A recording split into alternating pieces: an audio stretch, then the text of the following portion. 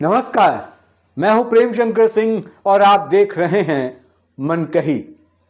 देश की आर्थिक राजधानी, सपनों का शहर, लेकिन आज यही मुंबई एक बार फिर राजनीति के अखाड़े में तब्दील कर दी गई। मुद्दा है बिहार भवन।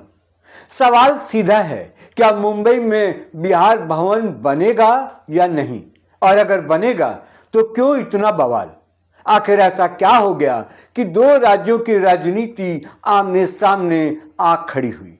राज ठाकरे की पार्टी धमकी दे रही है, उद्धव ठाकरे की शिवसेना जमीन कब्जे की दुहाई दे रही है, और दूसरी तरफ बिहार की सत्ताधारी पार्टियां दो टुक कह रही हैं बिहार भवन बनेगा और जरूर बनेगा। असल में यह लड़ाई सिर्फ एक इमारत की नहीं है, यह लड़ाई है पहचान की, सम्मान की और उस करोड़ों बिहारी समाज की जो दशकों से मुंबई की अर्थव्यवस्था की रीढ़ बना हुआ है।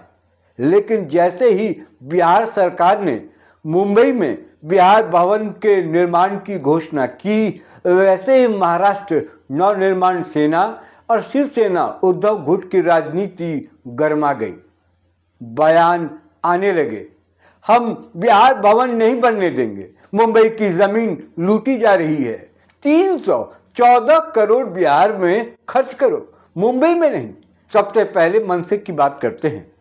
राज ठाकरे की पार्टी के नेता यशवंत किलेदार कहते हैं कि बिहार सरकार को मुंबई में इमारत बनाने के बजाय बिहार के अस्पतालों पर पैसा खर्च करना चाहिए। उनका तर्क है कि अगर बिहार में मेडिकल इंफ्रास्ट्रक्चर मजबूत होता तो मरीजों को मुंबई क्यों आना पड़ता। सुनने में ये तर्क मानवीय लगता है, लेकिन सवाल ये है कि क्या मुंबई में मौजूद तमिलनाडु भवन, यूपी भवन, तेलंगाना भवन, गुजरात भवन भी इसी तर्क के खिलाफ है। क्या उन राज्यों के अस्पतालों में सब कुछ परफेक्ट हो चुका है, या फिर ये तर्क सिर्फ बिहार के नाम पर ही याद आता है। अब उद्धव ठाकरे की शिवसेना का स्टैंड देखिए। पार्टी नेता विनायक राउत कहते हैं कि मुंबई पहले ही जमीन की कमी से जूझ रही है और बिहार भवन बनाना स्थानीय इंफ्रास्ट्रक्चर पर बोझ है।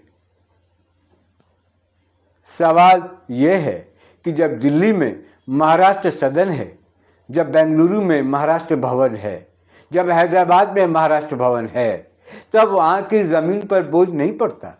क्या मुंबई सिर्फ एक राज्य की बपौती है? यहीं से यह मुद्दा राजनीति से आगे बढ़कर मानसिकता का हो जाता है। एक मानसिकता जो आज भी उत्तर भारतीय मजदूर, छात्र और मरीज को बाहरी समझती है, जबकि वही लोग मुंबई की लोकल ट्रेन चलाते हैं, कंस्ट्रक्शन साइट पर जान खपाते हैं, टैक्सी चलाते हैं, होटल साफ करते हैं और शहर को जिंदा रखते हैं। अब जेडीयू का पलटवार भी सुनिए। जेडीयू के राष्ट्रीय प्रवक्ता राजीव रंजन प्रसाद साफ शब्दों में कहते हैं कि मनसे और शिवसेना हुल्लड़बाज और उपद्रवी राजनीति कर रही है। उनका कहना है कि बिहार भवन का फैसला महाराष्ट्र सरकार और बिहार सरकार की आपसी सहमति से हुआ है। ये कोई अवैध कब्जा नहीं है, न ही चोरी छिपे किया गया सौदा।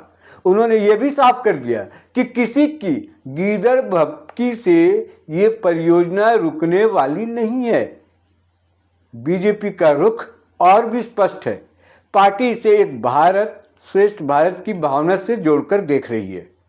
भाजपा प्रवक्ता प्रभाकर मिश्र कहते हैं कि मुंबई देश की आर्थिक राजधानी है और यहाँ बिहार भवन का निर्माण बिहार के श्रमिकों, छात्रों, कारोबारियों और मरीजों के लिए बड़ी सुविधा होगा। ये सिर्फ एक इमारत नहीं बल्कि एक सपोर्ट सिस्टम है उन लोगों के लिए जो इलाज, नौकरी या व्यापार के सिलसिले में मुंबई आते हैं। अब जरा तथ्यों पर आइए, क्योंकि राजनीति शोर से चलती है लेकिन सच आंकड़ों से। बिहार भवन दक्षिण मुंबई के एल्फिंस्टन स्टेट में मुंबई पोर्ट ट्रस्ट की जमीन पर बनेगा। यानी ये जमीन न तो बीएमसी की है, न ही किसी स्थानीय बस्ती की। बिहार सरकार ने इसके लिए 314 करोड़ रुपए की प्रशासनिक स्वीकृति दी है। ये 30 मंजिला आधुनिक इमारत होगी जिसमें कैंसर मरीजों और उनके परिजनों के लिए 240 बेड की डॉर्मेट्री होगी। सोचिए, बिहार का गरीब मरीज मुंबई में इलाज के दौरान होटल के चक्कर काटे बिना सुरक्षित और सस्ती जगह पर रह पाएगा। इतना ही नहीं, बिहार फाउंडेशन के अध्यक्ष जो हैं कैसर खालिद के मुताबिक ये भवन बिहार में उद्योग और निवेश को बढ़ावा देने का केंद्र भी बनेगा।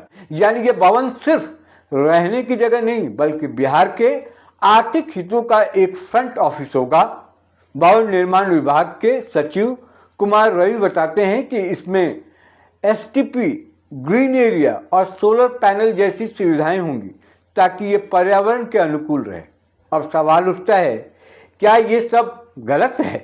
क्या ये मुंबई के खिलाफ साजिश है या फिर ये वही पुरानी राजनीति है जिसमें चुनाव आते ही मराठी बनाम बिहारी का कार्ड खेला जाता है? और यहीं पर याद आता है मैथिली ठाकुर का वो एपिसोड जिसने राज ठाकरे की राजनीति को उसी की भाषा में जवाब दिया था। बीएमसी चुनाव के दौरान जब उत्तर भारतीयों को लेकर बयानबाजी चरम पर थी, तब मंच पर खड़ी मैथिली ठाकुर ने मराठी और मैथिली संस्कृति की साझा विरासत को जिस आत्मविश्वास से रखा, उसने साबित कर दिया कि भाषा और संस्कृति दीवार नहीं, पुल होती है।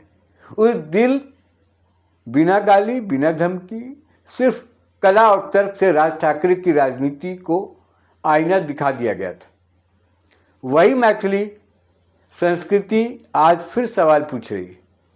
हम काम भी करें, टैक्स भी दें, इलाज के लिए आएं, लेकिन सम्मान मांगना गुनाह हो गया। असल सच्चाई यह है कि बिहार भवन का विरोध दरअसल डर की राजनीति है। डर इस बात का कि अगर बिहार संगठित हो गया, अगर बिहारी समाज को सुविधा, पहचान और आत्मसम्मान मिल गया, तो चुनावी ध्रुवीकरण कमजोर पड़ जाएगा। यही वजह है कि हर कुछ साल में मुंबई की जमीन, भाषा और बाहरी का मुद्दा उछाल दिया जाता है। लेकिन वक्त बदल रहा है। आज बिहार की राजनीति भी बदली है, आत्मविश्वास बदला है। बिहार सरकार ये साफ कर चुकी है कि जैसे दूसरे राज्यों के भवन मुंबई में हैं, वैसे ही बिहार का भी होगा। ये संविधान के दायरे में है, कानून के तहत है और दोनों सरकारों की सहमति से है। आज सवाल सिर्फ इतना नहीं है कि बिहार भवन बनेगा या नहीं। सवाल यह है कि क्या हम अब भी क्षेत्रीय संकीर्णता में फंसे रहेंगे या सच में एक भारत श्रेष्ठ भारत की तरफ बढ़ेंगे? क्या मुंबई सिर्फ एक भाषा की होगी या हर उस भारतीय की जो इस शहर को अपना पसीना देता है? और शायद यही वजह है कि ये लड़ाई अब इमारत से आगे निकल चुकी है। ये लड़ाई है सम्मान बनाम अपमान की राजनीति की। और इतिहास गवाह है कि जब भी बिहारी समाज ने जवाब दिया है, वो नारे से नहीं, मेहनत, तर्क और आत्म सम्मान से दिया है। बिहार भवन बनेगा और सिर्फ इमारत नहीं बनेगा, बल्कि एक मैसेज बनेगा कि भारत में कोई भी राज्य, कोई भी नागरिक दूसरे दर्जे का नहीं है। अगर इस वीडियो पर आप कोई कमेंट देना चाहते हैं, अपनी बात रखना चाहते हैं, तो कमेंट बॉक्स में जाएं और लिखें आपकी राय क्या है, आप क्या सोचते हैं। जिन लोगों ने मनकही को अभी तक सब्सक्राइब नहीं किया है, प्लीज़ सब्सक्राइब कर लें।